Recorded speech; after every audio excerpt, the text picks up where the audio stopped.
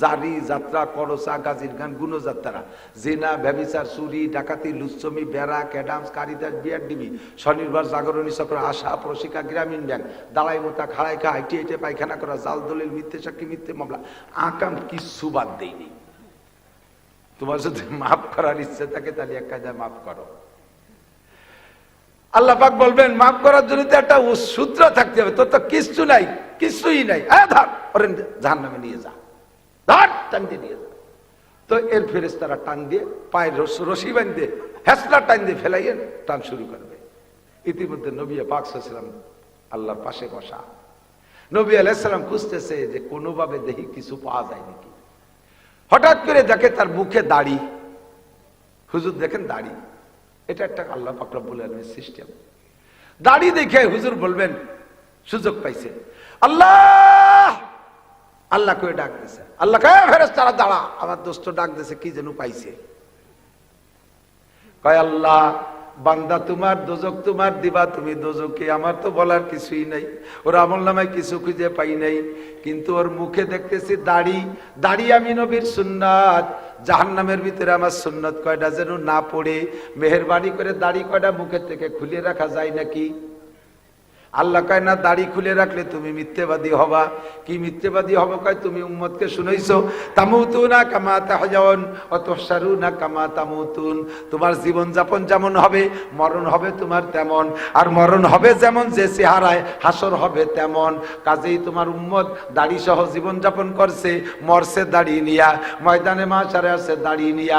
এখন দাড়ি যদি খুলে ফেলাই দেয় তুমি মিথ্যেবাদী হবা, ওর দাড়ি খোলা যাবে না। নবী সুযোগ পেয়ে কয় আল্লাহ তোমার বান্দা তুমি দোজকে দিবা দাও, তাহলে আমার দাড়ি যেন আগুনে পড়ে না, আমার দাড়ি যেন জাহান্নামের মধ্যে যায় না। এবার দাড়ি আর বান্দার মধ্যে একটা গ্যাঞ্জাম লেগে গেছে, একটা হিসিং লেগে গেছে। বান্দারে দিলে দাড়ি দেয়া লাগে, আবার দাড়ি খুললে দাড়ি না দিলে বান্দারে দেওয়া যায় না।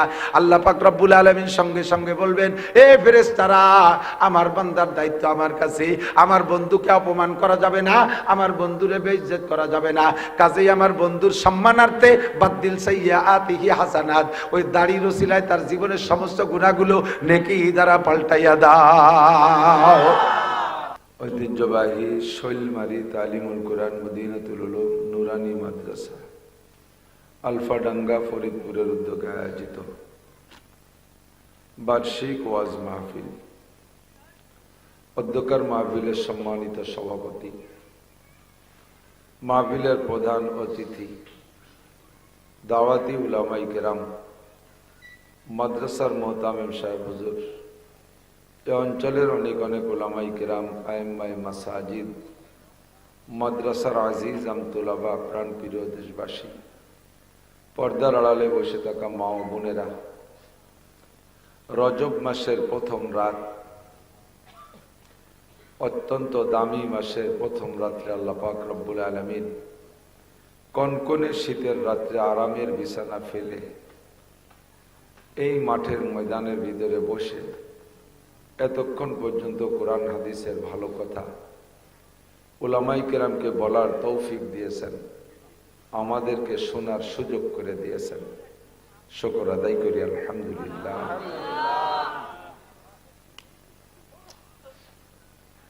একটা আয়াত বক্তাদের মুখ থেকে বহুবার শুনেছেন, আমিও আর একবার বলি, লা ইন শাকারতুম লা আযীদান্নাকুম ওয়া লা ইন কাফারতুম ইন্না আযাবী লাশাদীদ। আল্লাহ পাক বলেন, তুমি যদি আমার নিয়ামতের শুকর আদায় করো, নিয়ামত বাড়িয়ে দেব। সাধারণ তরজমার সাথে একটু তাফসীরি তরজমা হলো, তুমি আমার যে নিয়ামতের শুকর আদায় করবে সেই নিয়ামত বাড়িয়ে দেব। ওয়ালাইন কাফারতুম, যদি ওই নিয়ামতকে পেয়ে খুশি হইয়া শুকর আদায় না করো, এর নামই কুফরি করা, তাহলে তোমার জন্য রয়েছে কঠিন শাস্তি।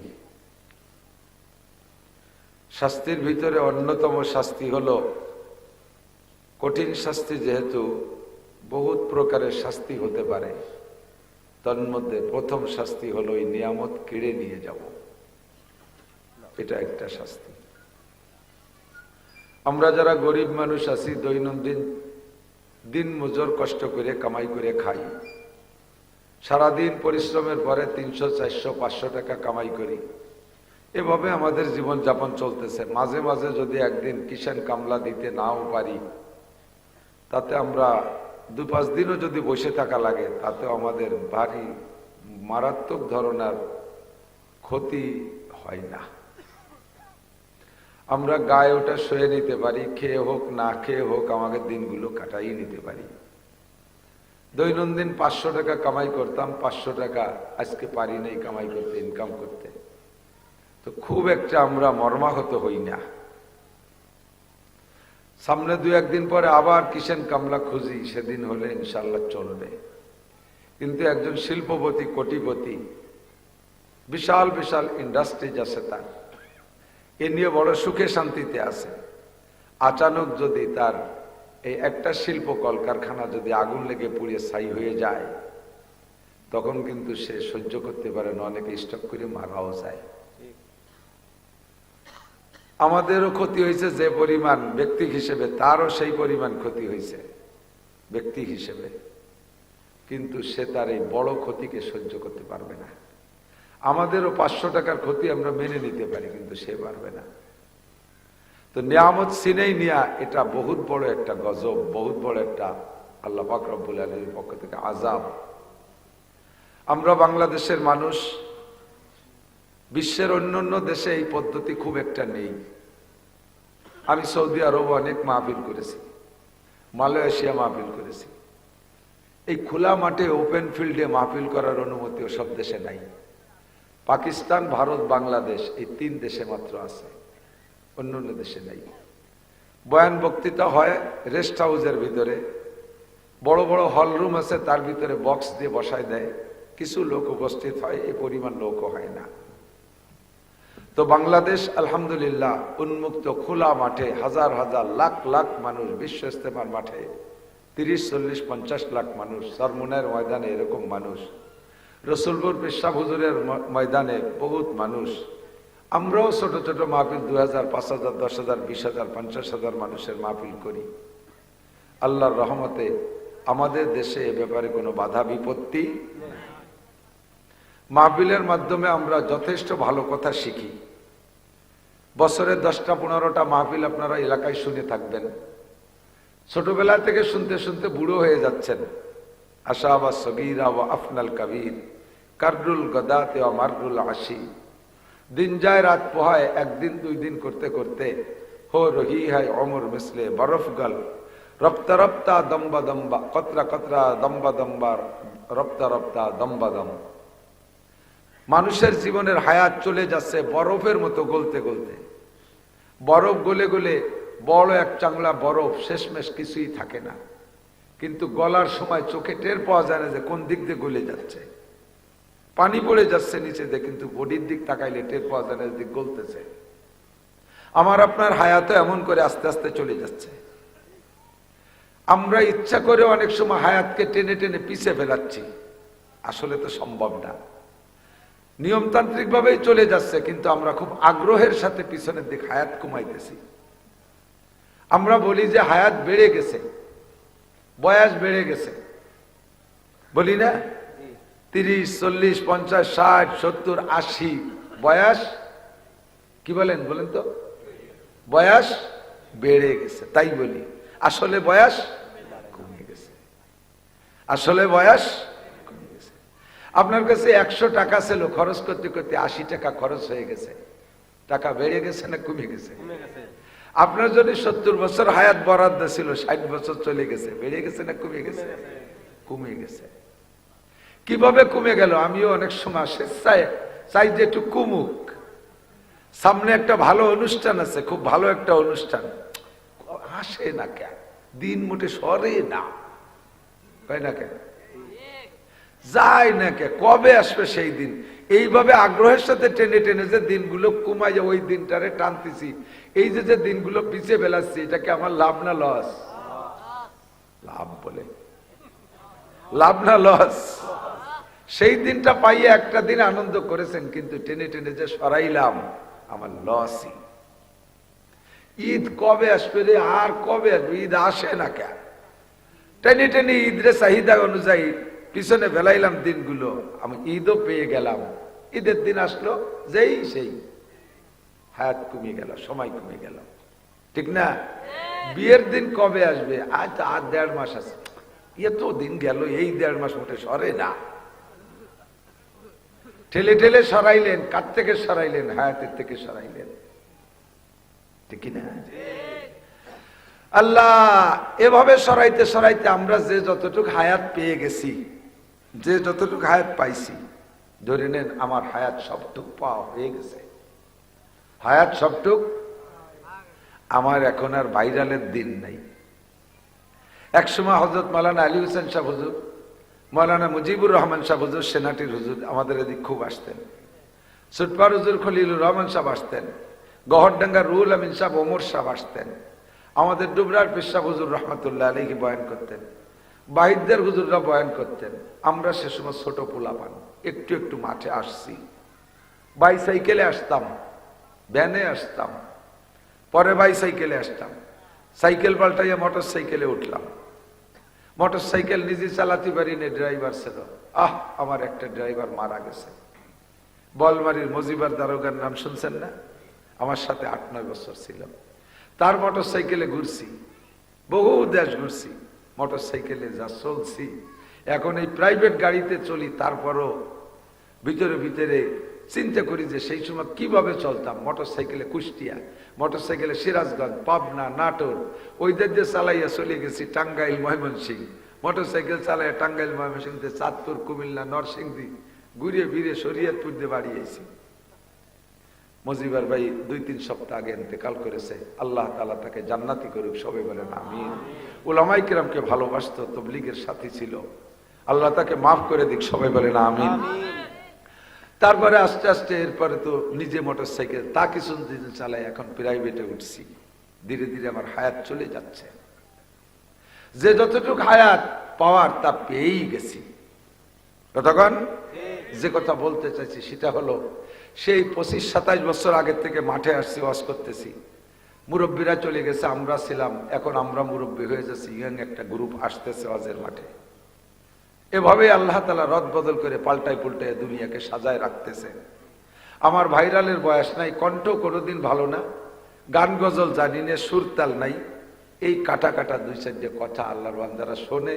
আল্লাহ পাক আমাকে এই কাজে ব্যবহার করতেছে।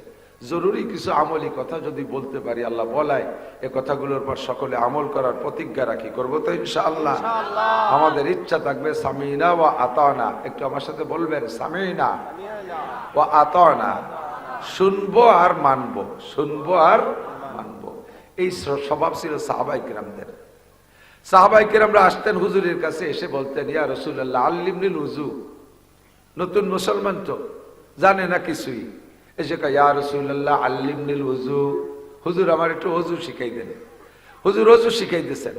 শিখানোর পরে হুজুরের মনে চাইতেছে আরেক 2-1টা মাসালা বলি, গোসলের থেকে কিছু বলি। যখন আর একদিকে একটু বাড়তে গেছে, সাহাবা বলতেন, কাফানি ইয়া রাসূলুল্লাহ, হুজুর এতটুকু আমার যথেষ্ট। আমি অজুটাকে আগে প্র্যাকটিস করি, এইটাকে আগে আমলে পরিণত করি, এটার পর অভ্যাস করি, আমি অজুটা ভালো করে ইয়াদ করি, তারপরে আর একটা শিখবো।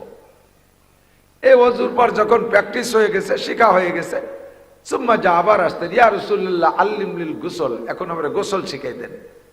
গোসল শিখানোর পরে অন্য মাসালা বলতে গেলে কাফানি ইয়া রাসূলুল্লাহ, আমার যথেষ্ট, আমি গোসলটা আগে ঠিক করি, তারপরে আর একটা শিখবো। আল্লিমনি তায়াম্মুম, আমারে তায়াম্মুম শিখাই দেন।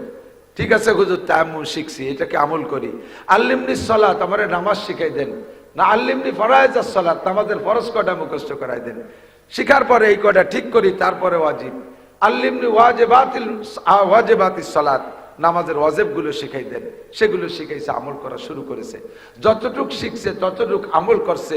এর কারণে তারা গোটা মানব জাতির জন্য মডেল এবং দৃষ্টান্তে পরিণত হয়েছে, তারা সাহাবী হয়েছে।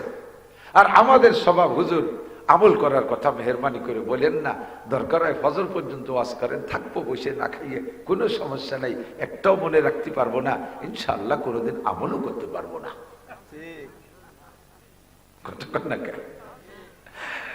আল্লাহু আকবার। এর কারণে আমাদের কোনো পরিবর্তন নাই।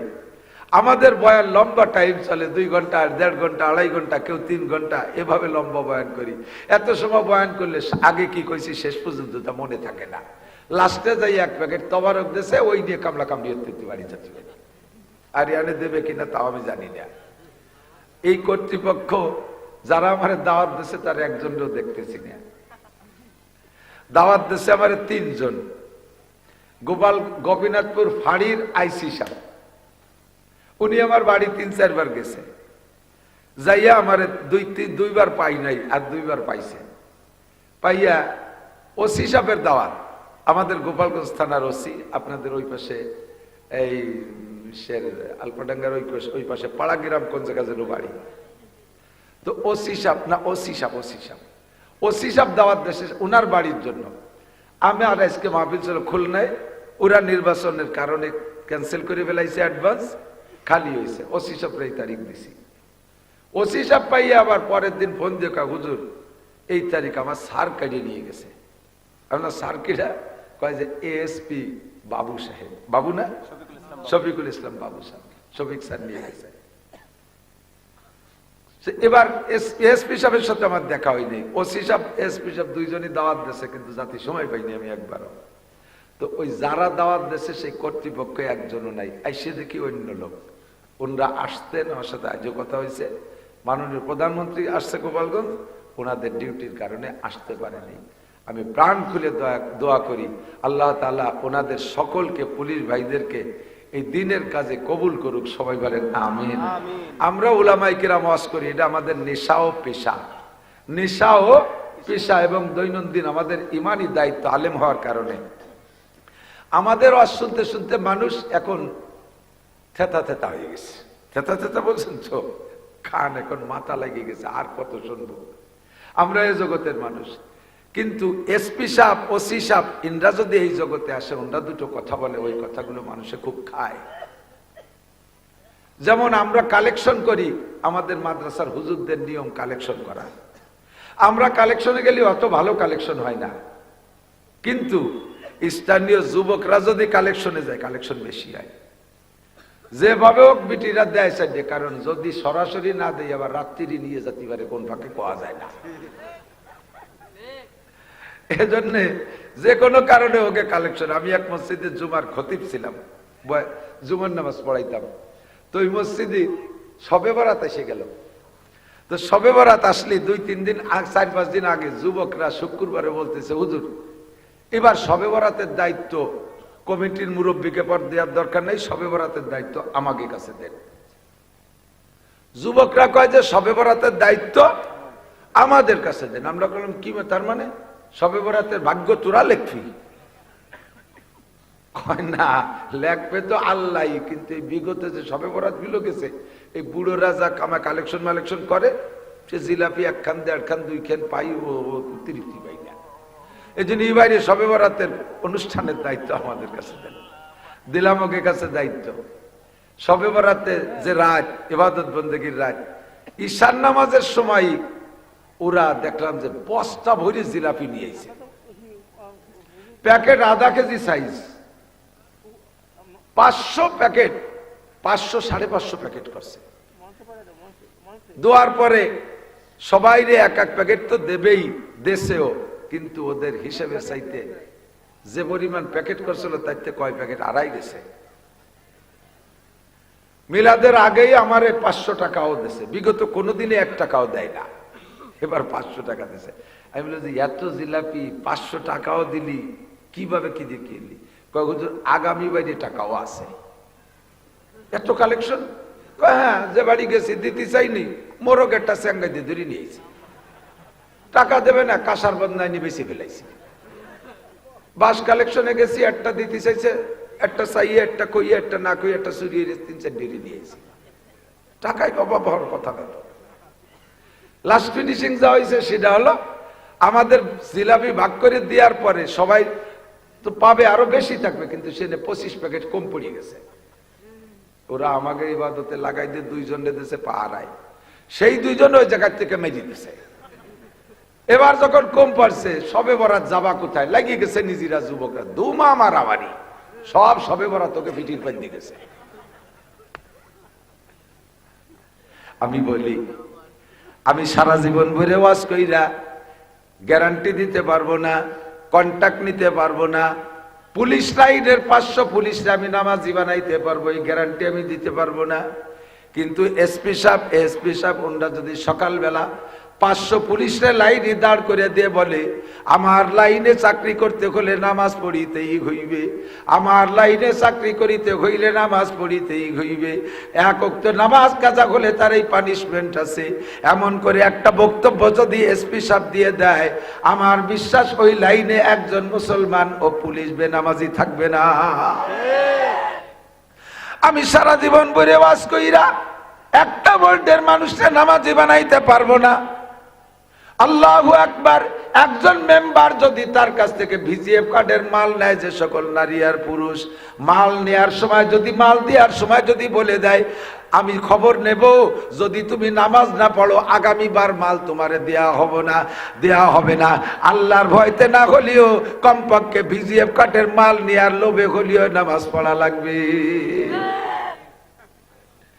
একজন চেয়ারম্যান যদি ইচ্ছা করে ইউনিয়নের নামাজ প্রতিষ্ঠিত করতে পারে, একজন এমপি যদি ইচ্ছা করে তার সিটের সব মুসলমানকে নামাজি বানাইতে পারে, আরে মাননীয় প্রধানমন্ত্রী যদি ইচ্ছা করে বাংলাদেশের সমস্ত মুসলমানদেরকে নামাজি বানাইতে পারে। আল্লাহর নবী এজন্য বলেন, কুল্লুকুম রাইন ওয়া কুল্লুকুম মাসউলুন আন রাইয়াতিহি, তোমরা সকলে রাখাল, তোমরা সকলে রাখাল। রাখাল বুঝেন তো? রাই মানে রাখাল, তোমরা সকলে রাখাল। যে যতটুকের রাখালি করো কিয়ামতে তাতে তাকে ততটুকের রাখালি বুঝিয়া দেওয়া লাগবে, জিজ্ঞাসিত হবা। এই কথা কইস না তুই, ঠিক বেঠিক একবারও কবি না, তোর আরো 2-3 জায়গা দেখছে তুই কেরায় উঠিস, এই জন্য তো কয়ে দিলাম। সকলে রাখাল, আমি ফ্যামিলির সদস্যদের রাখাল। কথা কর, আমার কথা কেউ মানে না, বউ বাচ্চার আমার কথা মানা লাগে, মেম্বারের কথা কেউ মানে না, ওয়ার্ডের মানুষের মানা লাগে, চেয়ারম্যান হওয়ার পরে তার ইউনিয়নের লোক তার কথা মানা লাগে, এমপি যেভাবেই হোক না কেন হওয়ার পরে তার সিটের লোকের তার কথা মানা লাগে। উনি তার ভিতরে একটা কিছু প্রতিষ্ঠিত করতে পারে, কিয়ামতে আল্লাহ পাক মাননীয় প্রধানমন্ত্রী আর প্রেসিডেন্ট দুইজনকে, শাহাবুদ্দিন সাহেবকে আর মাননীয় প্রধানমন্ত্রী শেখ হাসিনাকে ডাইকে বলবে, বাংলাদেশের মানুষকে নামাজি বানাও নাই কেন? 16 কোটি 18 কোটি মুসলমানের দায়িত্ব তোমারে দিছি, তুমি এর সবাইকে নামাজি বানাইছো, কিনা নামাজ পড়লো না খবর নেছো? জিজ্ঞাসা হবে কিনা? কি বিশ্বাস হবে? না হইলে নবীর হাদিস মিথ্যা। জিজ্ঞাসা হবে, জিজ্ঞেস করবে, আল্লাহ তোমার দেশের জনগণ নামাজ পড়ছে কিনা, এ খবর কিনেছো? মাননীয় প্রধানমন্ত্রী বলবে, প্রেসিডেন্ট বলবে, আল্লাহ এইটি কি একটা উপযুক্ত প্রশ্ন হলো? আল্লাহ এই 16 কোটি মানুষ কিনা কোন জায়গা থাকে, আগানে বাগানে সুন্দরবনে ওই বনে জঙ্গলে সাগরের মধ্যে যে মাছ মারি বেড়াচ্ছে, আমি কয় জায়গায় তালাশ করে বেড়াবো? এত মানুষের নামাজি বানানো কি আমার দ্বারা সম্ভব? আল্লাহ কয়, অবশ্যই তোমার সবাইরে মসজিদে নেওয়া সম্ভব, প্রমাণ তুমি করে দেখাইছো। করোনার বছর 16 কোটি মানুষকে মসজিদ থেকে বের করছো তুমি। তোমরা যারা মসজিদ থেকে মানুষকে বের করতে পারো, তোমরা মসজিদে মানুষকে ঢুকাইতেও পারো। আমার নামাজিদেরকে মসজিদ থেকে বের করে দেছো, পরবর্তীতে সবাইরে মসজিদে ঢুকাই দাও নাই কেন? যারা বের করতে পারে তারা ঢুকতিও পারে কি পারে না? আরে ঢুকো বের করা যত কঠিন, ঢুকোনো অত কঠিন না, ঢুকোনো আরো সহজ। বলছে করোনার কারণে মসজিদে নামাজ পড়তে যেতে পারবা না, কই নেই মনে আছে না? মসজিদে নামাজ পড়তে যেতে পারবা না। করোনা হাটে বাজারে গার্মেন্টস এর মধ্যে না থাকলেও সব করোনা মসজিদে ঢুকছে, ঠিক না? বলার সাথে সাথে কি আমরা মসজিদ ছাড়ছি? ছাড়ি নাই, বহুত চেষ্টা করছি মসজিদ ধরে রাখার জন্য। লাস্টে মসজিদে ভিন্ন দরজা কাটিয়ে মূল দরজায় তালা দিয়ে অন্য পাশে ঢুকেও পড়ছি চালাকি করে। তারপরে যখন টের পাইয়ে গেছে, এরপরে পুলিশ পাঠাইছে, পুলিশকে কয়ে পাঠাইছে, যাও 12 জনের বেশি ঢুকতে পারবে না। যা করোনা এক এক মসজিদে আসে তা 12 জনের বেশি হলেও অ্যাটাক করবে, 12 জন পর্যন্ত করোনা ধরবে না। মসজিদে মুসল্লি 300 হাজির, এত মানুষ আসছেন কেন? 12 জনের কথা বলা হয়েছে। যারাই ধরে সে কয় যে আমি 12 জনের একজন। কোন 12 জন নামাজ পড়বে তা তো আর কার্ড দেয়নি, কাজে আমি 12 জনের একজন, আমি নামাজ পড়বো। কোনোভাবে ঠেকাতে পারে না। লাস্টে কয় ঠিক আছে দাঁড়াবা, তবে 2.5 হাত দূরি দূরি দাঁড়াবা, 2.5 হাতের মধ্যেই করোনা ঢোকে না, 2.5 হাত দূরি দাঁড়াইবা। আল্লাহু আকবার। মসজিদে যে কাশ দিতে পারবে না, কাশলি সর্বনাশ, কাশাটার করোনা হয়েছে। আমরা এত বলছি মসজিদের মধ্যে যে কাশাকাশি করা যাবে না, মসজিদে কাশা যাবে না, নামাজের মধ্যে এই এদিক থেকে নামাজের মধ্যে যদি একজনে কাশ দেয়, ওই কাশ একে একে সবাই ঘুরে লাস্ট ফিনিশিং ইমাম সাহেব শেষ কাজ দিয়ে ছেড়ে দেয়, খালি খালিও কাশে। নামাজের মধ্যে বিনা প্রয়োজনে কাশি দিলে নামাজ ছুটিয়া যায়, বিনা প্রয়োজনে কাশি দিলে নামাজ ছুটিয়া যায়। আমরা মোটে কাশ ঠেয়াতে পারি রে, করোনা এসে কাশ ঠেয়াই ফেলাইছিল, কাশ আসলিও এই মধ্যে সেটিয়ে দিচ্ছে, কাশ মারে নেই, ঠিক না? আল্লাহু আকবার। হাজার হাজার মসজিদ খালি করে দিয়েছো, মুসল্লি বের করে দিয়েছো। যারা খালি করতে পারো তারা মসজিদ ভর্তিও পারো, খালি করার দায়িত্ব খালি করেছো, কিন্তু পরবর্তীতে মসজিদে মুসল্লি গেল কিনা খবর নাও নাই। কিয়ামতের ময়দানে ও প্রধানমন্ত্রী, প্রেসিডেন্ট থেকে নিয়ে স্বরাষ্ট্রমন্ত্রী, ধর্মমন্ত্রী, যত মন্ত্রী আছে, যত উপজেলা চেয়ারম্যান, মেম্বার, সবাইকে জিজ্ঞাসা করা হবে মসজিদ ফিরে ভরে দাও নাই কেন? তুমি শুধু ধান চাল খুদ করে এগুলো দেওয়ার দায়িত্ব, রাস্তাঘাটার কারেন্ট দেওয়ার দায়িত্ব নিয়ে রাষ্ট্রপ্রধান হইছো নাকি? আমার এ বান্দাদের নামাজের দায়িত্ব তোমার ছিল। বাঁচার জন্য আমি সহজ পরামর্শ দেই। টুঙ্গিপাড়ার মাহফিলও কইয়াছি, টুঙ্গিপাড়ার প্রধানমন্ত্রীর বাড়ির ধারে মাহফিল, সে জায়গাও কইছি। সে জায়গাটার অন্য দল না থাকারই কথা, একেবারে পাইকারি আমলিগ, নির্ভেজাল। আমি সবাই রে হাত জায়গায় সমর্থন নিছি। জাতীয় সংসদ থেকে যদি নামাজের বিল পাশ করা হয়, আপনারা একমত কে কে?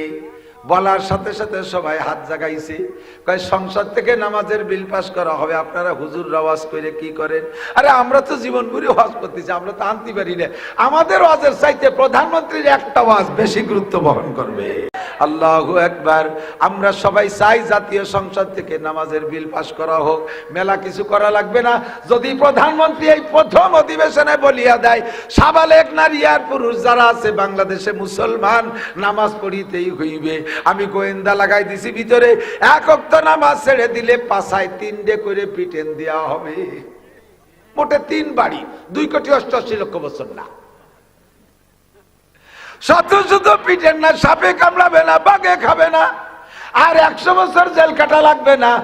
1 ওয়াক্ত নামাজের কারণে 3 দিন জেলে আটকায় রাখা হবে, আর পাছায় 3 পিটেন দেওয়া হবে। এই ঘোষণা যদি সংসদ থেকে ছাইড়া দেয়, আর এটা যদি মিডিয়ায় সার্কুলার হয়ে যায়, আর পুলিশে যদি 8টা-10টা যুবক যুবতী বেনামাজিরে পার্কেতে ধরে নিয়ে, ওই পার্কে বসে বসে যারা তসবিহ টিপতেছে নামাজ বাদ দিয়ে, এই যে এরকম 8টা-10টারে ধরে নিয়ে যদি পাছায় 3 বাড়ি দিয়া জেলখানার মধ্যে আটকায় 3 দিন রাখে, ভাইরাল হয়ে গেলে বাংলাদেশে কোনো বেনামাজি থাকবে না। সংসদে নামাজের বিল পাস হইলে আপনারা খুশি কারা কারা? একটু হাত উঠান, বুড়োরা একটু চাদরের মধ্যে বেরো না। আমাদের এই হাত উঠানোতে সংসদে নামাজের বিল পাস হোক আর না হোক, মাশাআল্লাহ নামাজ আমরা উঠাইছি বলে কি মানিয়ে দেবে নাকি? কারণ যারা পাস করবে তারাই নামাজ পড়ে না। কাজেই এ কথা বলে লাভ নাই। তবে সমর্থন করছি বিদায় 16 কোটি বাঙালি মুসলমান নামাজ পড়লে যে নেকি হয়, আমরা সেই নেকি পেয়ে যাব। সরে চলে আসছে অন্যদিক। সময় আমার আপনার কম, অল্প হায়াত, সময় অল্প একটু হায়াত। যার যতটুকু হায়াত জানি না সামনে আর 1 মিনিটও বাঁচবো কি বাঁচবো না। আজকে এখন ঈশার নামাজ পড়ে বসছেন, আজকের ফজরের নামাজ পর্যন্ত বেঁচে থাকবেন কে কে গ্যারান্টি আছে কাহারও কাছে? আছে? যদি কোনো যুবক বাহাদুরি করে বলো আমার শরীর স্বাস্থ্য খুব ভালো, আমি আজই মাত্র চেক আপ করে আসছি, আমার দেহের মধ্যে কোনো রোগ নাই, আমি ফজর পর্যন্ত বেঁচে থাকবোই থাকবো। যদি বেয়াদবি করে দাঁড়ায় বলো আল্লাহ কয় তোরে মারবো সবাই আগে, তোরে এ জায়গাতেই বাড়ি যেতে দেব না, এমন ঘটনা ঘটতে পারে কি পারে না? আমার সামনে 1 মিনিটের হায়াতেরও গ্যারান্টি নাই, মরণের গ্যারান্টি আছে না নাই? আল্লাহ কয় সব কিছু অস্বীকার করতে পারো, ও বন্ধু মরণ রে অস্বীকার করতে পারবা না। কবর আযাব আছে কিনা সন্দেহ হয় তোমার, আল্লাহ আছে কিনা সন্দেহ হয় তোমার, আরে কিয়ামত হবে কিনা সন্দেহ হয় তোমার, হাসর নাসর হবে কিনা সন্দেহ হয় তোমার, পুলসিরাত আছে কিনা বিশ্বাস না করলে না করতে পারো, জান্নাত জাহান্নাম আছে কিনা বিশ্বাস না করলে না করতে পারো, কিন্তু মরণ যে হবে এর মধ্যে কোনো সন্দেহ নাই, এ ব্যাপারে কেউ অবিশ্বাস করতে পারবা না। কুল্লু নাফসিন যায়কাতুল মাউত, এনি ম্যান এভরিবডি মরণশীল, সকলে মরিয়া যাইবা। এবার মরবা, কার হায়াত কতটুকু আছে জানি না, ধরে নেই যা হায়াত বরাদ্দ ছিল সব পাওয়া হয়ে গেছে, আসল হায়াত হলো কবরে যাওয়ার পরে। আল্লাহ নিজেই বলেন আমাল হায়াতুদ দুনিয়া ইল্লা কলিল, এ দুনিয়ার জিন্দেগি একেবারে কম, একেবারে কম। আল্লাহ যারে কম বলে তার চেয়ে কম থাকে না, আর আল্লাহ যারে বেশি বলে তার চেয়ে বেশিও থাকে না। কতক্ষণ আল্লাহ যদি কয় এটা সবচেয়ে কম, তাহলে তারপরে আর কম থাকে না। আল্লাহ যদি বলে এটা সবচেয়ে বেশি, তারপরে আর বেশি বলার জায়গা থাকে না। আল্লাহ কয় সবচেয়ে বেশি হায়াত আখিরাতে, বেশি হায়াত আখিরাতে, দুনিয়ার হায়াত একেবারে কম। তুলনা করতে যে উদাহরণস্বরূপ আমার দিক খেয়াল করবেন দোস্ত, তুলনা করতে যে বুঝানোর জন্য বলি, এই জমিন থেকে প্রথম আসমান পর্যন্ত কত পথ, জীবন ভরে শুনছি 500 বছরের পথ। জমিনের থেকে প্রথম আসমান কত দূর? 500 বছরের পথ। কোন যানবাহনের নাম কইছে? পায়ে হাঁটা 500 বছর, ব্যানের 500 বছর, নসিমনের 500 বছর, কৃষির 500 বছর, যানবাহনের নাম কই নেই। ধরে নিয়ে যেতে পারে দুনিয়ায় সর্বশেষে একেবারে সবার শেষে যেই দ্রুতগামী যানবাহন তৈরি হবে, যেটা বিশ্ব দ্রুতগামী, ওই যানবাহনের 500 বছরের পথ হতে পারে, ওই যানবাহনের 500 বছরের পথ হইতে পারে। বর্তমান সবচাইতে দ্রুতগামী বানাইছে বিজ্ঞানীরা রকেট, এইটা 1 ঘন্টায় চলে 32,000 কিলোমিটার, 1 ঘন্টায় 32,000 কিলোমিটার চলে। বাংলাদেশের ভিতর যে ডোমেস্টিক বিমান চট্টগ্রাম থেকে ঢাকা থেকে বিভিন্ন রুটে দেশের মধ্যে যা চলে, এগুলো 500-600 কিলোমিটার বেগে চলে। বাংলাদেশ থেকে বিদেশে যে বিমান যায় 1000-1200 কিলোমিটার বেগে চলে। আর রকেটে করে মঙ্গল গ্রহে আর চাঁদের দেশে যায়, এগুলো চলে 32,000 কিলোমিটার বেগে, 1 ঘন্টায় 32,000 কিলোমিটার পথ যায়। ও দোস্তরে, জমিন থেকে রকেট ফ্লাইট করে মঙ্গল গ্রহে যায়, ফ্লাইট যেদিন করে সেই দিন থেকে মঙ্গল গ্রহে যাইতে লাগে 6 মাস। 32,000 কিলোমিটার বেগে চলে, তার মঙ্গল গ্রহে যাইতে লাগে 6 মাস। রাস্তাঘাটে কোনো জায়গা বিরতি নাই, রাস্তাঘাটে চার দোকান নাই যে ওখানে থামাইয়ে কয়েকদিন চাটা খাইয়ে জিরিয়ে টিলে যায়। পথে ঘাটে কোনো কুটুম বাড়ি নাই যে ওখানে 2 দিন রেস্ট করে। কোন তেলের পাম্প নাই যে পাম্পে ঢুকে সময় নষ্ট করে। চলতেই থাকে 32,000 কিলোমিটার ঘন্টায়, তার মঙ্গল গ্রহে যাইতে লাগে 6 মাস। তাহলে কত দূর হবে? হেনতে ফিরায় ফরিদপুর মাইকি পারা যাবে। আল্লাহু আকবার। এবার মঙ্গল গ্রহ কত দূর? পৃথিবীর সবচাইতে নিকটে যে গ্রহগুলো, তার ভিতরে একটা হলো মঙ্গল গ্রহ, বাকি সব দূরে রয়ে গেছে। তাহলে আসমান কত দূর? আসমানের কিনারায় কেউ যাইতে পারে নাই, আমার নবী ছাড়া কেউ যাইতে পারে নাই। জমিন থেকে প্রথম আসমান যত দূর, জমিন থেকে প্রথম আসমান আমার এখান থেকে যত দূর, পৃথিবীর সব দিক দিয়ে অত দূর। সকলের কাছে মনে হয় আসমান আমার উপরে। এই জমিন থেকে প্রথম আসমানের বিশাল ফাঁকাটারে যদি সরিষা দিয়ে ভরপুর করে দেন, সরিষা যে ভরে দেন, পুরো একটা ফাঁকা রাখেন, গাদাইয়ে ভরছেন, কয়শো সরিষা হবে? গুনি ভরা যাবে? এবার পাশে বিশাল একটা ফাঁকা মাঠ কইরা আল্লাহ পাক একটা পাখিরে দায়িত্ব দিয়েছেন, হে পাখি, এই জায়গা থেকে একটা করে সরিষা ওই মাঠে নিয়ে রাখবা। পাখি কয় আল্লাহ ডেলি কয়শো নেব?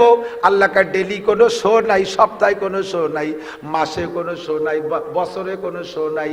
প্রত্যেক 1000 বছর পরে একটা সরিষা এখান থেকে ওখানে নিবা, 1000 বছর পরে নিবা। আল্লাহ কয়টা নিয়ে থামিয়ে যাব? আল্লাহ কয় থামি নাই, পুরো সরিষা ভান্ডার খালি করবা, যতদিন শেষ না হবে অতদিন নিতে থাকবা। এই বিশাল সরিষা ভান্ডার থেকে 1000 বছর পরে একটা করে সরিষা নিতে নিতে নিতে নিতে কোনো না কোনো দিন সরিষা ভান্ডার খালি হয়ে যাবে। তবুও বন্ধু আখেরাতের বছর শেষ হবে না।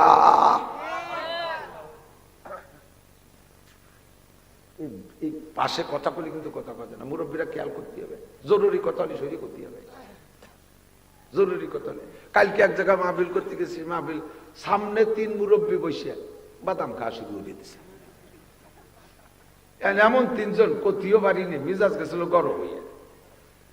খানিক ওয়াজ শোনার পর একটা আইতে বাদাম কিনে নিয়েছি।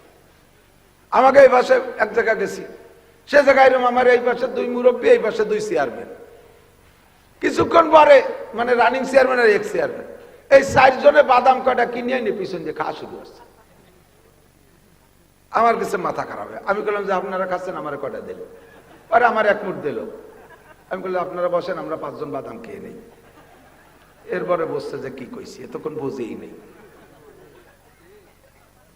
একটু নাড়াচাড়ালি কথা কওয়া যায় না। আর দুনিয়ার হায়াত কি, এদিক তাকান। যে জগৎ যেমন সে জগতে সবকিছু তেমন। আমাদের দেশে খাল বিলি, পুঁটি মাছ একটুক একটু, চেলা মাছ একটুক একটু। সাগরের পুঁটিও বড়, সাগরের চেলাও। এই পানির মধ্যে ভাইসে বেড়ায় খল্লা মাছ, ওই চোখ বসায় বসায়, চোখ বসায় নদীতে নদীতে। খল্লা কয় নাকি, খল্লা মাছ। আমাকে তো সেগুলো একটুক একটুক, নদী ছোট, মাছ ছোট। সাগরের খল্লা মাছ এই গজার মাছের মতো এত বড় একটা, ঠিক না? যে জগৎ যেমন, আমাদের দেশে ওই যে পানির মধ্যে ভেসে বেড়ায় সুক্ষা লম্বা কাল্লে মাছ একটুক একটু। সাগরের কাল্লে এত বড় একটা। সাগর বড়, তার কাল্লি বড়। সাগর বড়, তার সেলা বড়। সাগর বড়, তার খল্লা বড়। আমার এলাকার খাল বিল ছোট, তার সব মাছ ছোট। আখেরাত বড়, তার সব কিছু বড়। বছরও বড়, দিনও বড়, মাসও বড়, সপ্তাহ বড়, ঘন্টাও বড়, মিনিটও বড়। যেই লোকটা দুনিয়ার জিন্দেগিতে 60-70 বছর হায়াত পাইছেন বাবা, আখেরাতের লম্বা লম্বা সেকেন্ড আর মিনিটের হিসেবে 70 বছরে হায়াত সমান সমান দুনিয়ার 70 বছরে হায়াত, আখেরাতের 2.5 থেকে 3 সেকেন্ড। এই 2.5 থেকে 3 সেকেন্ড দুনিয়ায় হায়াত পাইছেন, আর বিশাল হায়াত আখেরাতে রয়ে গেছে। যে জায়গা থাকবেন যতটুক, সে জায়গার জন্য করবেন ততটুক। এইটা হলো জ্ঞানীর পরিচয়। যে জায়গা থাকবো ততটুক, সেখানে করব ততটুক। এবার 2.5 থেকে 3 সেকেন্ড টাইমের ভিতরে আমার কামাই করতে হবে বিশাল আখেরাতের জন্য। জান্নাতিন তাজরি মিন তাহতিহাল আনহারু খালিদিনা ফিহা আবাদা। অসংখ্য নিয়ামত আপনি ব্যবহার করবেন। আপনারে বিল্ডিং, এদিক আপনারে বিল্ডিং দেওয়া হবে। ঢাকা শহরে বিল্ডিং বানাইতে যে টাকা লাগে, গ্রামে কিন্তু সে টাকা লাগে না। গ্রামে যে টাকায় 2তলা 3তলা বিল্ডিং হয়ে যায়, ঢাকায় সেই টাকায় 2তলা 3তলা বিল্ডিং হয় না। আরে গ্রামে যে কয় টাকায় বিল্ডিং এর জায়গা হয়, ঢাকায় সে কয় টাকায় জায়গার বিল্ডিং হয় না, বিল্ডিং এর জায়গা হয় না, ঠিক না? ওখানে কিনতে সেই রকমই লাগে। দুনিয়ার জায়গা জমি কিনতে বেশি টাকা লাগে না, আখিরাতের জায়গা জমি কিনতে বিশাল টাকা লাগে। আখিরাতের ভিতরে বিল্ডিং পাইবেন লাবিনাতু মিন ফিদ্দা, লাবিনাতু মিন যাহাব। একটা ইট হবে স্বর্ণের, একটা ইট হবে রূপার। মেশকো আর জাফরানের গাঁথনি হবে। যারা শুধু আলহামদুসুরা জানেন, 7টা আয়াতে আলহামদুসুরা, সাবুল মাসানি, 7 আয়াতে আলহামদুসুরা। আলহামদুসুরা যদি একবার পড়েন, আল্লাহর কসম, এর পড়ার সঙ্গে সঙ্গে আপনার জন্য জান্নাতের মধ্যে 7 তলা একটা দালান তৈরি হয়ে যায়। আলহামদুসুরে পড়ে সাথে ইন্না তাইনা পড়বেন, 10 তলা দালান হয়ে যাবে। সাথে কুলুসুরা পড়বেন, 14 তলা দালান হবে। সাথে নাস পড়বেন, 20 তলা দালান হবে। সাথে ফালাক পড়বেন, 24 তলা দালান হবে। সাথে তাব্বাতিয়াদা পড়বেন, 29 তলা দালান হবে। সাথে ইজাজা পড়বেন, 29 আর 5 কত হয়, 34 তলা দালান হবে। সাথে সূরা কাফিরুন পড়বেন, 34 আর 6 40 তলা দালান হবে। এমন করে পড়তে পড়তে যদি 30 পারা পড়ে বেলায় দিতে পারেন, 6666 তলা দালান আল্লাহ পাক জান্নাতের মধ্যে আপনার আমলনামায় তৈরি করে দিবে। এর জন্য দুনিয়া থেকে ইট পাঠানো লাগবে না, বালি পাঠানো লাগবে না, সিমেন্ট পাঠানো লাগবে না, কন্ট্রাক্টর পাঠানো লাগবে না, রাজমিস্ত্রি পাঠানো লাগবে না। পড়বেন আর কোরআন শরীফের দ্বারা জান্নাতের মধ্যে বিল্ডিং হবে। স্বর্ণ আর রূপোর ইটের গাঁথনি, মেশকো আর জাফরানের গাঁথনি হবে। এই বিশাল আলিশান বিল্ডিং পাইতে হলে আপনাকে কি পরিমাণ টাকা কামাই করতে হবে? ওই টাকা কামাই করার জন্য হায়াত মাত্র 3.5 সেকেন্ড। এই 3.5 সেকেন্ড হায়াতের ভিতরে কিভাবে কামাই করবেন?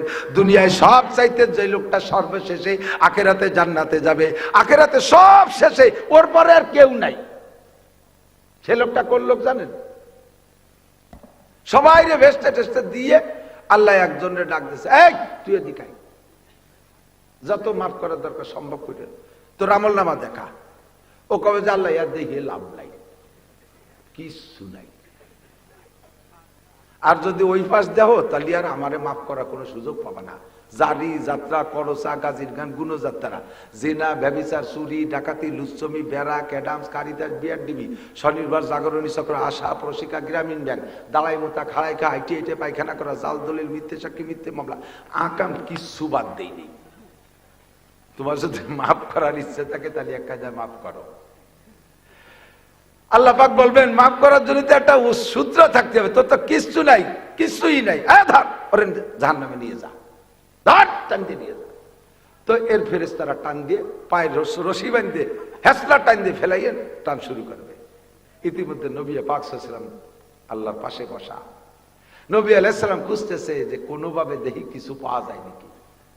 হঠাৎ করে দেখে তার মুখে দাড়ি। হুজুর দেখেন দাড়ি, এটা একটা আল্লাহ পাক রব্বুল আলামিনের সিস্টেম। দাড়ি দেখে হুজুর বলবেন সুযোগ পাইছে, আল্লাহ আল্লাহ করে ডাক দিছে। আল্লাহ কয় ফেরেশতারা দাঁড়া, আমার দোস্ত ডাক দিছে, কি যেন পাইছে। কয় আল্লাহ বান্দা তোমার, দোজক তোমার, দিবা তুমি দোজকে, আমার তো বলার কিছুই নাই। ওর আমলনামায় কিছু খুঁজে পাই নাই, কিন্তু ওর মুখে দেখতেছি দাড়ি। দাড়ি আমি নবীর সুন্নাত, জাহান্নামের ভিতরে আমার সুন্নাত কয়টা যেন না পড়ে, মেহেরবানি করে দাড়ি কয়টা মুখের থেকে খুলে রাখা যায় নাকি? আল্লাহ কয় না, দাড়ি খুলে রাখলে তুমি মিথ্যেবাদী হবা। কি মিথ্যেবাদী হবো? কয় তুমি উম্মতকে শুনাইছো তামুতুনা কামা তাহজাউন ওয়া তুহশারুনা কামা তামুতুন। তোমার জীবন যাপন যেমন হবে, মরণ হবে তোমার তেমন, আর মরণ হবে যেমন, যে চেহারায় হাসর হবে তেমন। কাজেই তোমার উম্মত দাড়ি সহ জীবন যাপন করছে, মরছে দাড়ি নিয়া, ময়দানে মাশারে আছে দাড়ি নিয়া। এখন দাড়ি যদি খুলে ফেলাই দেয় তুমি মিথ্যেবাদী হবা, ওর দাড়ি খোলা যাবে না। নবী সুযোগ পেয়ে কয় আল্লাহ তোমার বান্দা তুমি দোজকে দিবা দাও, তাহলে আমার দাড়ি যেন আগুনে পড়ে না, আমার দাড়ি যেন জাহান্নামের মধ্যে যায় না। এবার দাড়ি আর বান্দার মধ্যে একটা গ্যাঞ্জাম লেগে গেছে, একটা হিসিং লেগে গেছে। বান্দারে দিলে দাড়ি দেয়া লাগে, আবার দাড়ি খুললে দাড়ি না দিলে বান্দারে দেওয়া যায় না। আল্লাহ পাক রব্বুল আলামিন সঙ্গে সঙ্গে বলবেন, এ ফেরেশতারা আমার বান্দার দায়িত্ব আমার কাছে, আমার বন্ধুকে অপমান করা যাবে না, আমার বন্ধুরে বেইজ্জত করা যাবে না। কাজেই আমার বন্ধুর সম্মানার্থে বাদদিল সাইয়্যাতিহি হাসানাত, ওই দাড়ির ওসিলায় তার জীবনের সমস্ত গুনাহগুলো নেকি দ্বারা পাল্টাইয়া দাও, সব গুনাহ নেকি দিয়ে পাল্টাই দাও। লাস্টে লোকটারে গুনাহগুলো নেকি দ্বারা পাল্টাই দিয়া তারে জান্নাতে দেবে। এই লোকটার মনে বিশ্বাস ছিল না যে ও জান্নাতে যাইতে পারবে, সবাই পরে পিছে পড়ে গেছে। তারপরেও চিন্তা হচ্ছে হয়তো যে পরের বেস্তের কোনা একটু থুতি পারে, আমার জন্য কোনো বরাদ্দ নাই, আর একজনের বেস্তের কোনা একটু দিতে পারে, ওরে বেস্টারটা ঢুকাইতে থাকে এই দুনিয়ার মতো 11টা দুনিয়ার সমান জায়গা।